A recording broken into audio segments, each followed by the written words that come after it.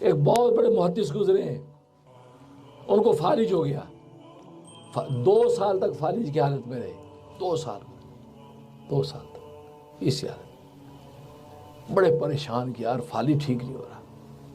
एक दिन बैठे हैं, एक अजदहा निकला, उस अजदे ने एक बिल्ली का बच्चा यूं नोचा, बिल्ली के बच्चे को यूं मुंह डाला। ये यहाँ बैठे थे तो इन्होंने देखा तो के हाथ में डंडा था, तो बिल्ली तड़प के आई उस अजदे की तरफ, देखे उसको कैसे करे, उसको उसकी दुम पे मार रही है। देखो उस अजदे ने बच्चा पकड़ा है, ये बैठे थे, इन्होंने हिम्मत करके उठ के ना यूं करके डंडा मारा उसके, जैसे उसके लगा बिल्ली का बच्चा मुंह से बाहर निकला, बिल्ली ने बच्चा उठाया, भागी और अजदा जल्दी से जंगल की तरफ चला गया। यार पहले ज़माने के मकान ऐसे होते थे। बिल्ली ने बच्चा अपनी सेफ जगह पे रखा और एकदम उधर आई और उसको देखा, बुजुर्ग को, यानी तशक्कुराना निगाहों से देखा, चली गई। और आजकल तो सोशल मीडिया है, ये सोशल मीडिया में ऐसी निगाहों को कितना कैच करते हैं। देखो जी, ये हिरन कितने तशक्कुराना निगाह से देख रही है, आंसू भी आ रहे हैं, ये तो इसे देखा, चली गई। सुबह जो है सो के जब उठे हैं तो हाथ लगाया, उससे बिल्कुल ठीक है, डर के उठ रहे हैं। बीवी कहती क्या हुआ? कहा कि मुझे लग रहा है कि मेरी टांगों में खून रवा हो गया है। अच्छा, चलाया, वो चलने लगे, ठीक हो गए। अच्छा, इनके ज़हन में आया कि यार मैं कैसे ठीक हो, कोई दवाई नहीं, कोई दारू नहीं, कैसे ठीक हो गया? मैं दुआ कर, या अल्लाह ठीक तो हो गया, तेरा शुक्र है, कि हो कैसे गया? तो रात को जब सोए तो खूब दुआ मुराकबा करके सोए और रसूलुल्लाह सल्लल्लाहु अलैहि वसल्लम ख्वाब में आए, कहा कि या रसूलुल्लाह मैं ठीक हो गया हूँ। अच्छा, अल्हम्दुलिल्लाह। लेकिन या रसूलुल्लाह एक बात समझ में नहीं आई, मैं तो कोई दवा नहीं इस्तेमाल की, आम दवा इस्तेमाल कर रहा था, उसको उस वाक़े की तरफ निगाह ही नहीं है, वो दिमाग में नहीं है। तो लेकिन मैं कोई ऐसी ख़ास दवा इस्तेमाल नहीं कि मैं खुद ही ठीक हो गया। कैसे ठीक हो गया? फरमाया कि जिस बिल्ली के बच्चे को तुमने छुड़ाया तो उस बिल्ली ने दुआ की थी, अल्लाह तबारक व तआला दुआ तेरी कबूल कर ली। अल्लाह अकबर, बिल्ली ने दुआ की। तो आज समझते हैं जानवर क्या, जानवर दुआएं करते हैं। इसी औलिया अल्लाह कहती है जानवरों से जब प्यार करोगे, ख्याल करोगे, तो ये जानवर आपके लिए दुआ करते हैं और अल्लाह तबारक व तआला की वो दुआ रद्द नहीं होती। कहा कि इस बिल्ली ने अल्लाह के दरबार में तेरे लिए दुआ की, या अल्लाह जिससे मेरे बच्चे को बचाया यार, तो इसको भी सेहत दे दे, जो इसकी तकलीफ दूर कर दे, अल्लाह तबारक व तआला उसकी दुआ कबूल कर तुझे सेहत दे दे। तो कहने का मकसद ये है कि ये एक अलग निज़ाम है, सब अल्लाह तबारक व तआला के तसर्रुफ से चलता है। जहाँ तक इसके जो फ़ज़ाइल फ़वाइद का ताल्लुक़ है, एक फ़ायदा ये कि अगर इंसान पर तंगदस्ती है, गुरबत है, फ़क्र फाका है और वो चाहता है कि मानवी और मादी दोनों एतबार से मालदार हो जाऊँ, ज़ाहिर बातिन के एतबार से गिना मिल जाए, तो 2 रकात नमाज हाजत की नीयत से नफिल पढ़े। अच्छा। और हर रकात में सूरह फातिहा के बाद 7 मरतबा ये सूरह कौसर पढ़े। अच्छा। हाँ, और जब सलाम फेरे तो ये जो दुआ है, अल्लाह मकफिनी बि हलाली का न हरामी का व अगनी बि फजल का अमन सिवा का, ये हदीस की दुआ है। ये दुआ जो है 11 मरतबा पढ़े। अच्छा। पढ़ के जो है अल्लाह से खैर मांग ले, तो इसकी पाबंदी कर ले, ये 41 डेज़ की नीयत से शुरू कर ले, इंशाल्लाह ज़बरदस्त इसका नफ़ा है कि आप ये खुशहाली के जो है दस्तरखान बिछ जाएंगे, अल्लाह ऐसा खैर कसीर अल्लाह ता फरमाएंगे। और दूसरा फ़ायदा ये कि अगर जो सर में दर्द है और सर का दर्द जाता नहीं है, दवाएं भी इस्तेमाल कर रहा है, हर तरह के टोटके कर लिए, जाता नहीं है, तो सूरह कौसर जो है 7 मरतबा पढ़ के, खुद पढ़ के दम कर ले या कोई दूसरा पढ़ के उसके ऊपर ये 3 मरतबा फूंक दे, तो इंशाल्लाह 2-3 दफ़ा करने पर जो है कैसा भी सर का दर्द होगा वो ठीक हो जाएगा। सुभान अल्लाह। सूरह कौसर। और तीसरा, अगर पेट में दर्द है, पेट में दर्द है या अल्सर की तकलीफ़ आमतौर पर हो जाती है, उसकी जलन है, तो 7 मरतबा यही सूरत जो सूरह कौसर पढ़ के एक चुटकी नमक यूँ ली और पढ़ के उसके ऊपर दम किया और वो चाट दी। अच्छा। या किसी दूसरे ने पढ़ के दम किया और उसको चटा दी, बच्चा है या बड़ा है, तो जनाब वो 1-2 दफ़ा चटाने में ही इंशाल्लाह जो है उसके पेट का दर्द ख़त्म हो जाएगा। अगर सुबह चटा दी है, अब दूसरी चुटकी शाम को चटाएं, तो इंशाल्लाह जो 2-3 दिन में ही जो है किसी किस्म की पेट की तकलीफ जो वो रफ़ा हो जाती है। और एक फ़ायदा ये कि अगर दुश्मन है और वो सताता है, तंग करता है, हर तरह तकलीफ़ पहुँचाता है, तो रोज़ाना 41 मरतबा ये जो है सूरह कौसर पढ़ी जाए। ख़ास तौर पे वो दुश्मन कि जो सिर्फ अकेला नहीं है बल्कि पूरा एक जो है वो जत्था है दुश्मनों का, वो मिल के आपके खिलाफ प्लानिंग करते हैं, मिल के आपके खिलाफ जो है वो जोड़ तोड़ करते हैं, तकलीफ पहुंचाते हैं। तो ऐसे जत्थे को तोड़ने के लिए, ताकि आपस में एक दूसरे के दुश्मन हो जाए और ये इनका जो है वो शराजा बिखर जाए, तो 41 मरतबा आपने इसी नीयत से पढ़ना है कि ताकि इनका आपस का जो जोर है वो तशद्दुद का शिकार हो जाए। है तो ये 41 मरतबा पढ़ें, अव्वल आखिर 11 मरतबा दुरूद शरीफ, ये पढ़ के जो दुआ कर लें, इंशाअल्लाह ये 21 दिन करेंगे, 21 दिन के अंदर ही अल्लाह तबारक व तआला किसी भी किस्म की जो है वो साजिशी लोग होंगे उनको अल्लाह तबारक व तआला तितर बितर कर देंगे। ये इसका नफ़ा है। और एक इसका फ़ायदा ये है कि अगर इंसान जो है इसको 313 मरतबा पढ़े, रोज़ 313 मरतबा पढ़े, तो किसी भी किस्म की हाजत है, किसी किस्म की कोई बीमारी है या किसी भी किस्म के दुश्मन है, हर चीज़ से अल्लाह तबारक व तआला आपको महफूज रखेंगे। उसमें आप अपनी भी नीयत कर सकते हैं, अपने भी बच्चों की नस्लों की भी नीयत कर सकते हैं। 313 दफ़ा रोज़ाना सूरह कौसर पढ़ने का एहतमाम, और अव्वल आखिर जो 11 मरतबा दुरूद इब्राहिमी पढ़ें और पढ़ के अल्लाह से दुआ करते रहें। इंशाअल्लाह अल्लाह की रहमत से किसी भी किस्म का दुश्मन ठहरेगा नहीं और ना कोई दुश्मनी कर पाएगा। और इसी तरीके से अगर जो है कोई बीमारी और तकलीफ पहुँचे खतरा है तो वो भी दूर हो जाएगा और आप महफूज रहेंगे। सुभान अल्लाह, ये सिर्फ फ़वाइद है। और बाकी जहाँ तक इसके ख्वाब में ताबीर का ताल्लुक़ है, एक इसका मतलब है कि अल्लाह तबारक व तआला इसको मालदार बनाएंगे और इसका माल जो है वो अल्लाह के रास्ते में खर्च होगा, अल्लाह इसको जो अपने रास्ते में खर्च करने की तौफीक अता फरमाएंगे। और दूसरा मतलब ये है कि इसके जो दुश्मन है वो मगलूब और ज़ेर होंगे। जो दुश्मन है इसको सताना चाहते हैं या दुश्मन पे हमलावर होना चाहते हैं, अल्लाह तबारक व तआला इसको दुश्मनों से महफूज रखेगा और ये जो है दुश्मनों से महफूज रहकर बल्कि दुश्मन ही जो नुकसान उठा के वहाँ से दौड़ेंगे। ये इसका मतलब।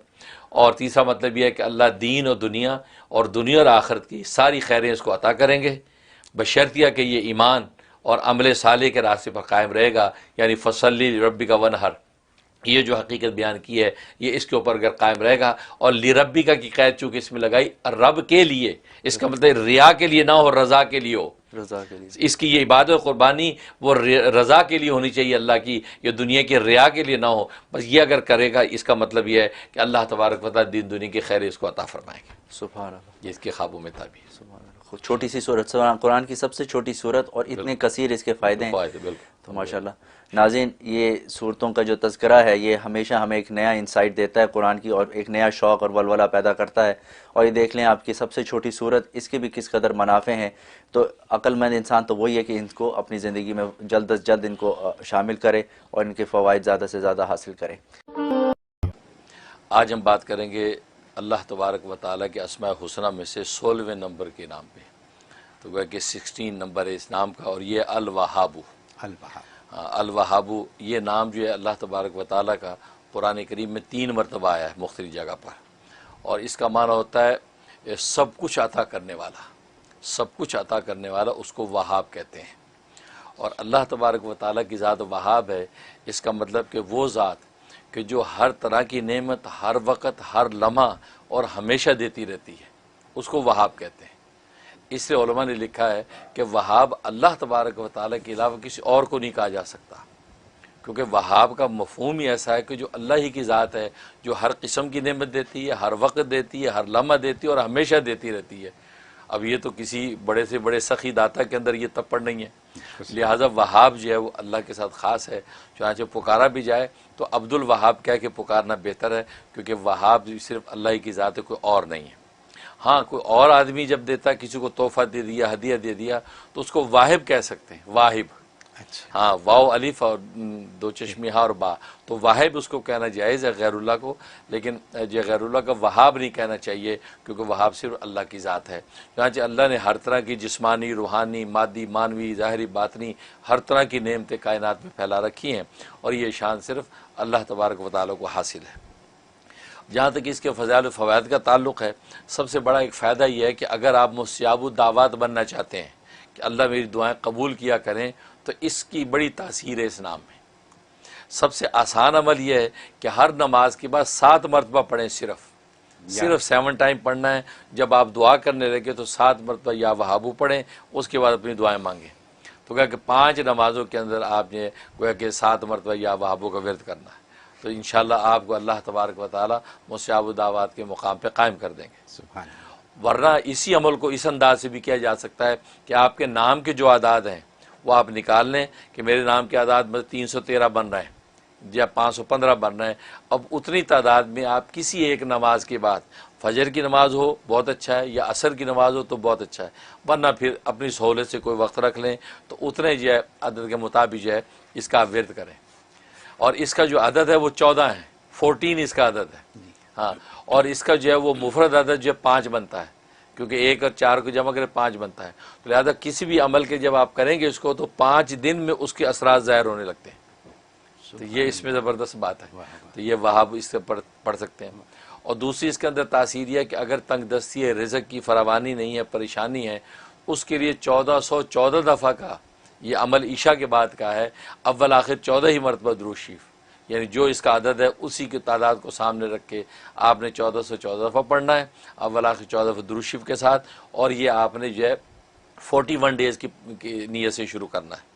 तो मैंने बताया हर 5 दिन के बाद इसकी तासीर ज़ाहिर होती है। लिहाजा उसी तरह आप खुद देखते रहेंगे इंशाल्लाह कि 5-5 दिन के बाद उसके अंदर इंशाल्लाह तरक्की और तासीर बढ़ती जाएगी। ये इसमें। और एक फ़ायदा इसके अंदर यह है कि अगर कोई मुश्किल पेश आई हुई है और मुश्किल टलने वाली नहीं है, बहुत इंसान बेबस हो गया है, उसके लिए किसी खुले मैदान में चला जाए, खुले मैदान में जाके हाथ उठा ले अल्लाह के आगे और हाथ उठा के 101 दफ़ा इसका विर्द करे, आसमान को देखे या वहाबू पढ़ता रहे, अव्वल आखिर 11 मरतबा दुरूद शरीफ पढ़ के अपने चेहरे पे हाथ फेर ले। इंशाल्लाह इस 7 दिन के अंदर अंदर या 5 दिन के अंदर अंदर आपकी मुश्किल टल जाएगी। सुभान अल्लाह। इसके अंदर ये तासीर है। और एक तासीर इसकी है कि अगर जो है वो इंसान के औलाद का मसला है, औलाद नहीं है, चाहता है कि अल्लाह तबारक व तआला हर तरह की औलाद दे, बेटे भी दे, बेटियां भी दे, तो ये या वहाबों का जो अमल है वो बीवी अपने नाम के अदद के एतबार से कर ले या 313 दफ़ा कर ले। तो इसका विर्द करके ईशा के बाद पानी भी दम करें, मियाँ बीवी दोनों आधा आधा पानी पी लें, उससे होगा कि इंशाल्लाह अल्लाह की रहमत हो जाएगी। और 90 डेज़ की नीयत से अमल शुरू रखें, इंशाल्लाह अल्लाह की रहमत से अल्लाह जो है औलाद नरीना अता फरमाएंगे और वो साहिब औलाद हो जाएंगे। ये इसकी या वहाब की तासीर है। और अगर एक आदमी कसरत से इसका विर्द रखे, चलते फिरते उठते बैठते या वहाब, तो फिर तो समझे कि उसको दुनिया की किसी नेमत की कमी नहीं होगी।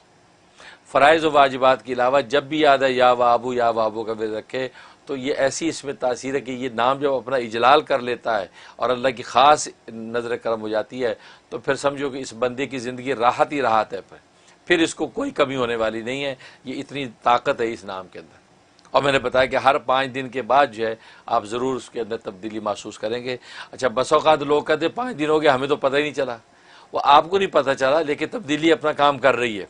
क्योंकि बस औक़ात इंसान की रूह के ऊपर कसाफत होती है, गंदगी होती है, तो कसाफत साफ लगने में टाइम लग जाता है।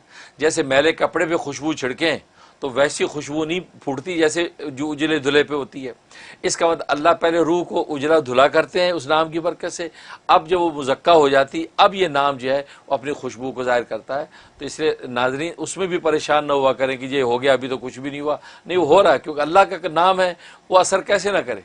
अब शहद का लफ्ज़ बोले तो मुंह मीठा हो जाता है, लीमू बोले तो मुंह में पानी आ जाता है। तो ये दुनिया की मामूली चीज़ें अब इतना असर रखती हैं कि नाम लो तो मुंह में पानी आए, तो अल्लाह का नाम असर नहीं कर रहा है।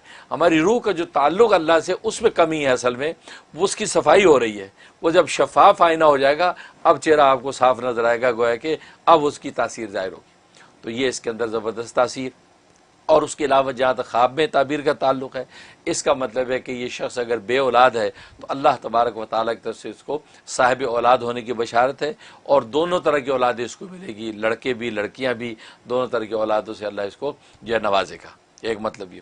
दूसरा मतलब यह है कि अगर इसे ख्वाब में इस नाम को देखा या सुना तो मतलब है कि अल्लाह तबारक व तआला इसकी दीन दुनिया दोनों के अंदर राहत ही राहत पहुँचाएंगे। गोया कि रब्बना आतिना फिद दुनिया हसना व फिल आखिरति हसना वक़िना अज़ाबन्नार, ये दोनों जगह हसना की बशारत इस आदमी को मिल रही है। लिहाजा हस्ब तौफीक सदका निकाल दे और 2 रकात नमाज शुक्राना अदा कर ले, ताकि अल्लाह तबारक व तआला की तरफ से हसना वो इसके लिए फ़ैसला हो जाए। सुभान अल्लाह। ये हज़रत आपने ज़िंदगी को आसान करने का बहुत आसान तरीक़ा बता दिया है। या वहाबो तो बहुत आसान सी बात है। सिर्फ एक क्लैरिफिकेशन चाहूँगा आपसे, वो ये कि जो अपने नाम के आदाद ना निकाल सकें उनके लिए 313 बिल्कुल, बस, ये मतलब कम से कम 313 दफ़ा। और चलते फिरते करते रहें तो बस कोई कमी नहीं होगी। फिर तो कोई कमी नहीं सही होगी। बात। बहुत खूब, सारी मुश्किलों के हल है बस। अल्हम्दुलिल्लाह, बिल्कुल और ये आप ही बताते हैं, अल्लाह आपसे अकबर। पता चल जाता है माशाअल्लाह, सबको। अल्हम्दुलिल्लाह। बहुत खूब। दिल चाह रहा है इस पे बात करूं, लेकिन कॉलें भी हैं। ये तो है, ये बात इतनी इम्पोर्टेंट हो गई कि इस पे बात हो सकती है बड़ी। वाकई।